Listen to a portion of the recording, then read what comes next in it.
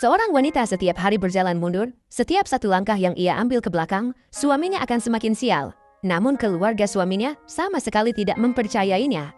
Tiba-tiba, lampu di atas mulai berkedip. Detik berikutnya, lampu gantung jatuh dan menimpa suaminya.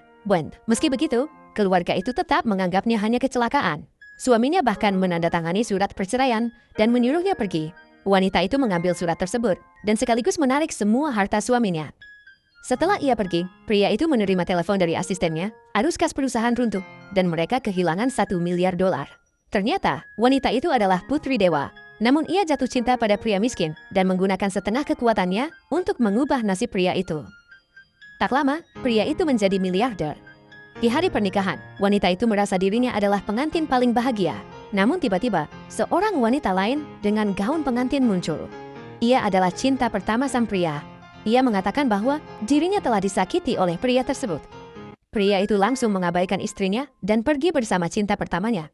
Wanita itu memohon agar ia tetap tinggal. Namun pria itu mengatakan bahwa ia selalu mencintai cinta pertamanya dulu. Ia merasa miskin dan tidak pantas untuknya. Jadi ia memilih menikahi wanita itu. Mendengar hal itu, wanita tersebut jatuh koma saat bangun di rumah sakit. Dokter mengatakan bahwa anaknya telah tiada. Namun pria itu tidak peduli sama sekali. Ia justru membantu cinta pertamanya dengan penuh perhatian. Beberapa hari kemudian, pria itu bahkan membawa wanita itu pulang ke rumah. Ibu mertuanya juga memperlakukannya dengan sangat baik. Kemudian, pria itu menyuruh istrinya merawat cinta pertamanya dengan alasan ia sudah terbiasa melayani orang lain. Mendengar itu, wanita tersebut akhirnya kecewa sepenuhnya pada hubungan mereka. Tiba-tiba, pria itu berlutut meminta maaf, mengatakan ia tidak bisa hidup tanpanya. Wanita itu pun memberi kesempatan kedua.